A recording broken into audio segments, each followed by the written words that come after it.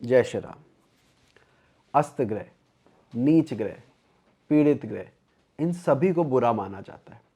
और जब हम फलित कर रहे होते हैं तो ये कहा जाता है अरे जो ग्रह नीच का हो गया खराब हो गया, जो ग्रह अस्त हो गया वो खराब हो गया, जो ग्रह पीड़ित हो गया वो खराब हो गया। लेकिन इन सब में अंतर क्या है? फलित करते समय हमें कैसे देखना चाहिए कि इन तीनों के जब हमारे पास लोग आए, किसी का शुक्र नीच का है सपोज, किसी का शुक्र अस्त है, तो इन दोनों में अंतर क्या होगा, फलित कैसे करें? आज इस गूढ़ विषय को समझेंगे जो लगता तो है छोटा सा लेकिन बहुत काम की चीज़ है। तो ये वीडियो बहुत इंपॉर्टेंट होने वाला है, पूरा ज़रूर देखिएगा। आरंभ करते हैं आज की यात्रा।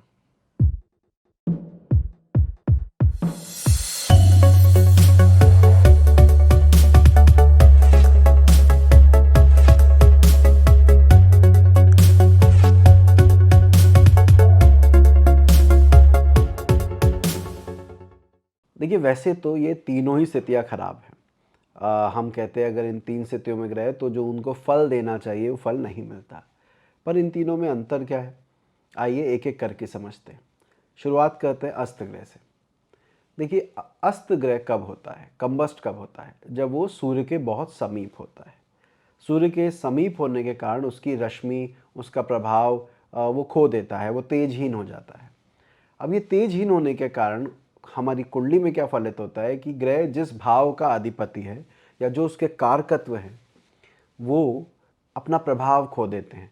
उसकी वजह से नाम नहीं हो पाता, आप गुमनाम रह जाते हैं। उस ग्रह के कारकत्व आपको जो उन्नति देनी चाहिए, जो बढ़ोतरी देनी चाहिए, वो नहीं दे पाते हैं। आपसे ज़्यादा प्रभावशाली व्यक्तित्व, आपसे ज़्यादा सुंदर, आपसे ज़्यादा ज्ञानी, आपसे ज़्यादा कर्मठ व्यक्ति आपके कार्य क्षेत्र में होगा, जिस वजह से आप सेकंड आएंगे या आप पे उतना ध्यान नहीं दिया जाएगा जो आप डिज़र्व करते हैं। दूसरा, अस्त ग्रह क्या कर सकता है? अस्त ग्रह सरेंडर करता है। सरेंडर का मतलब है समर्पण करना।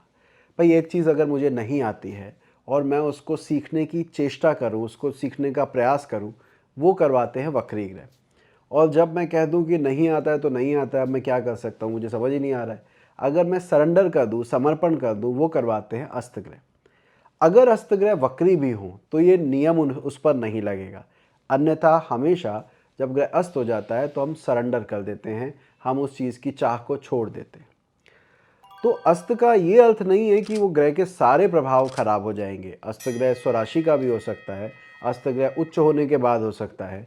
तो अगर जितनी बढ़िया स्थिति उसकी रहेगी, उसका अपना प्रभाव है। लेकिन जब आप नाम की बात करते हैं कि मेरा नाम क्यों नहीं हो रहा है, लोग मुझे जानते क्यों नहीं उस वजह से, मेरे में खूबी है, लोगों को पता कैसे चलेगा, वहाँ पे वो दिक्कत आती है। इसका एग्जाम्पल अभी मैं आपके साथ शेयर करूँगा।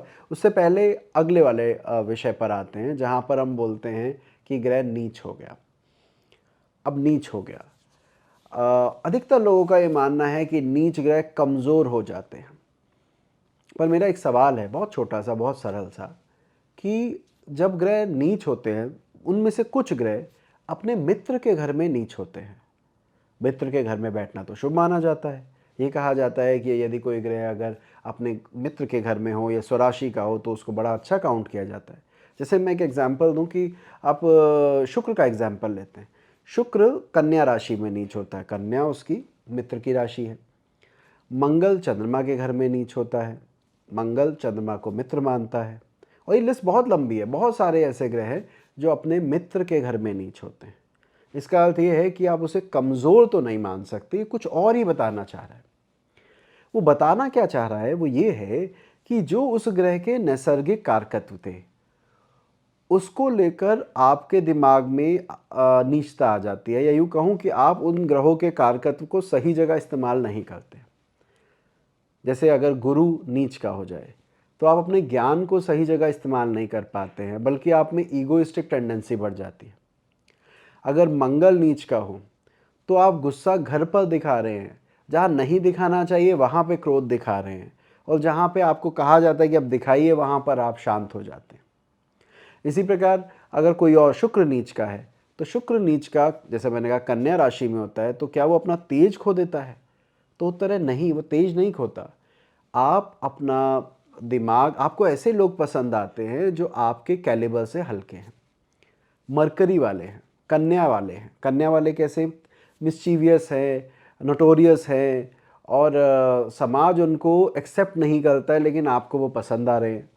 समाज कह रहा है कि आप किस चीज़ कैसे व्यक्ति के साथ बैठ रहे हैं, लेकिन शुक्र आपका नीच का है, तो आपको उनके साथ बैठकर ही आनंद आता है। तो जब नीच का ग्रह हो जाता है तो आपकी चॉइस पर क्वेश्चन उठती है। जब गुरु नीच का हो जाता है तो ईगो, या यूँ कहिए कि रिस्पॉन्सिबिलिटी वहाँ ले रहे हैं जहाँ ज़रूरत नहीं है। यदि शनि नीच का हो जाता है तो जहाँ मेहनत करनी चाहिए वहाँ ना करके गलत जगह मेहनत कर रहे हो, वहाँ से परिणाम नहीं मिल रहा है, वहाँ से परिणाम नहीं मिल रहा है, उतार चढ़ाव आ रहे हैं। तो नीचता का अर्थ नीच होने से ये नहीं कि सारा बल चला गया, बस उस ग्रह के कारकत्व आप गलत जगह इस्तेमाल कर रहे हैं, जिस वजह से परेशानी आती है। और वो नीच ग्रह किसी न किसी भाव के स्वामी भी होंगे और भाव के स्वामी में भी कमी आ जाती है। इसके बाद हम बात करते हैं तीसरे और एक महत्वपूर्ण कमज़ोरी की, वो है पीड़ित होना। अब पीड़ित भी कई प्रकार से हो सकता है ग्रह। हो सकता है वो शत्रु राशि का बैठा हो सकता है वो शत्रु ग्रह के साथ बैठा हो सकता है वो नैसर्गिक पाप ग्रह के साथ बैठा हो। ये सब पीड़ित की डिफरेंट कंडीशन है।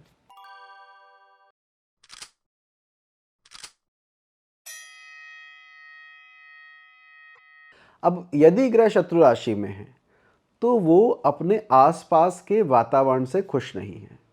यानी उदाहरण के लिए यदि आपका लग्नेश शत्रु राशि में है तो आपको ये फील होता है कि मैं जिस जगह पे काम कर रहा हूँ, मैं जिस जगह पे रह रहा हूँ, वहाँ के आसपास के लोग मेरे लिए बहुत ज़्यादा फ्रेंडली नहीं हैं। मेरी बात समझ में आ रही है? मुझे कंड्यूसिव एनवायरनमेंट नहीं मिल रहा फॉर माय ओन ग्रोथ। अब यहाँ पे एक और चीज़ समझिएगा। जब मैं नीच ग्रह बताया था कि मित्र की राशि में आप नीच हो सकते हो, शत्रु की राशि में भी आप क्या कहते हैं, उच्च हो सकते हैं। जैसे अगर आप शनि मंगल के रिलेशन के लिए देखेंगे तो वो सम हो जाता है। मंगल क्योंकि शनि के घर में उच्च का होता है, इस वजह से वो मित्र की श्रेणी में भी आ जाता है और वो 10-11 का स्वामी होने की वजह से नीच की शत्रु की श्रेणी में भी आ जाता है। कुल मिला के सम राशि में जाके मंगल उच्च का होता है। इसका क्या अर्थ हुआ? इसका अर्थ है मुझे कंड्यूसिव एनवायरनमेंट तो नहीं मिल रहा ग्रोथ के लिए, अनुकूल वातावरण तो नहीं मिल रहा, लेकिन मैं मेहनत करके मैं उसको अटेन कर सकता हूँ। मेरी थॉट प्रोसेस क्लियर है, मुझे क्या करना है मुझे पता है। आई होप ये ज़्यादा कॉम्प्लिकेटेड नहीं हो रहा हो। मैं बहुत सिंपल करने की कोशिश कर रहा था और मुझे लेकिन लग रहा है कि थोड़ा भारी हो जाएगा, तो इसको थोड़ा दोबारा समझते हैं। अगर हम अस्तग्रह की बात करें तो अस्तग्रह का मैंने कहा कि आपका नाम नहीं होगा, आप सरेंडर कर देंगे और उस ग्रह के कारकत्व की वजह से ख्याति प्राप्त करने में बाधा आएगी। मैंने कहा जब ग्रह नीच हो जाता है तो उस ग्रह के कारकत्व को आप गलत जगह इस्तेमाल कर रहे हैं। कई बार ये पूछा जाता है कि सर क्या नीच ग्रह का स्टोन पहन सकते हैं, क्या लग्नेश नीच है तो क्या उसका रत्न धारण किया जा सकता है? तो देखिए, अगर कोई ग्रह नीच का है और उसका रत्न, वैसे ये हमारा टॉपिक नहीं है लेकिन फिर भी थोड़ा सा इसको छेड़ लेते हैं। कुछ लोगों को उत्तर मिल जाएगा जो कहते हैं कि आप रत्नों के बारे में बात नहीं करते। सो अगर आप नीच ग्रह के रत्न को धारण कर रहे हैं तो वही ऊर्जा आप पहले ऑलरेडी गलत जगह पे इस्तेमाल कर रहे थे और आपने उसको और इंटेंसिफाई कर दिया, आपने उस ग्रह की स्ट्रेंथ बढ़ा दी। ज्ञान नहीं बढ़ाया, विवेक नहीं बढ़ाया, उस ग्रह की स्ट्रेंथ बढ़ा दी, तो आप और तेज़ी से उस तरफ जाएंगे। इसलिए कहा जाता है कि अगर ग्रह नीच का है तो उसके रत्न धारण करने से पहले 10 बार सोचें कुंडली में क्या कॉम्बिनेशन है और उस आधार पर बताएं।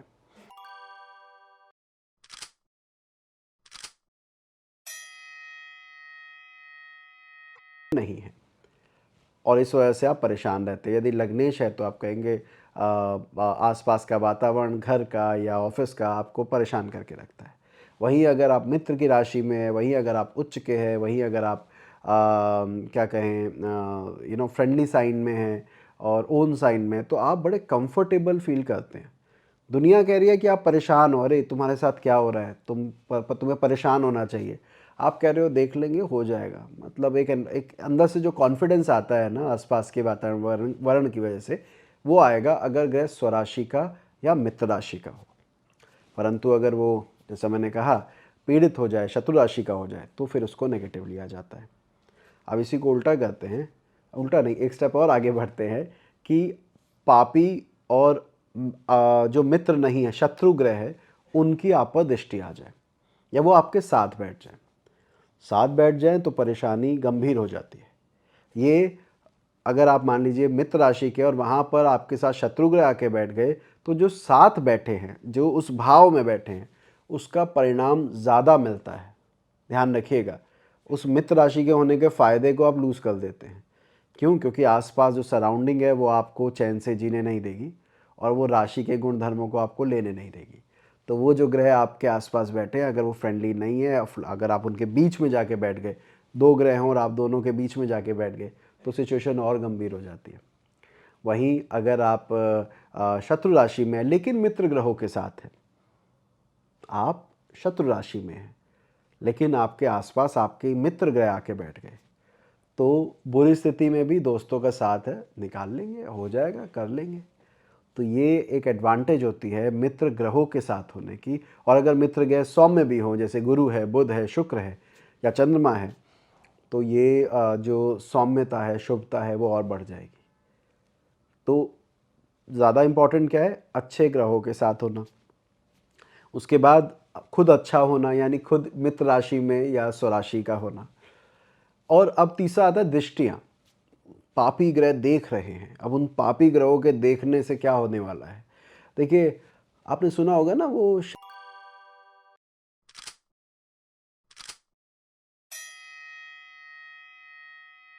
नज़र है पाप ग्रहों की दृष्टियाँ। अर्थ क्या है? साथ बैठकर कोई आपको जो नुकसान पहुंचा सकता है वो दृष्टि से नहीं पहुंचा सकता। ये ध्यान रखिएगा। साथ बैठा हुआ प्लैनेट अगर पापी है, शत्रु है, तो बहुत प्रॉब्लम देगा। लेकिन अगर दृष्टि आ रही है केवल, तो उसके प्रभाव को आप थोड़ा क्षीण मानिए। अच्छा, वहीं अगर किसी शुभ ग्रह, नैसर्गिक शुभ ग्रह की और मित्र ग्रह की दृष्टि आ रही है, एक एग्जाम्पल के लिए लेते हैं, मान लीजिए वृश्चिक लगन है और आप जाके बैठे हैं मीन राशि में, मंगल मीन राशि में बैठा है और वहाँ पर वो पाप प्रभाव में है, दोनों तरफ उसके पापी आके बैठ गए जो उसके मित्र नहीं हैं। ऐसे में और उस पर गुरु की दृष्टि आ रही है, जो गुरु इस कुंडली में उच्च का बैठा है नवम भाव में। अब क्या होने वाला है? पाप ग्रह आपको परेशान कर रहे हैं, आपकी सफरिंग बढ़ा रहे हैं।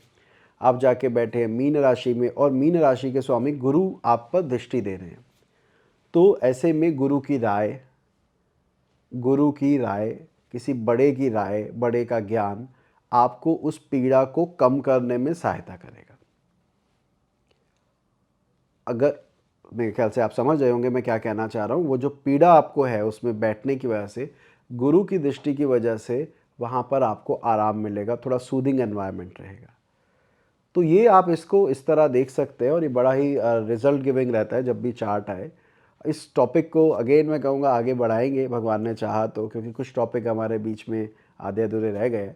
सो इस टॉपिक को हम और डिटेल में करेंगे। अगर ये वीडियो आपको अच्छा लगा हो कि कुछ नया कंटेंट है और कुछ अलग बात है, तो लाइक करना मत भूलिएगा।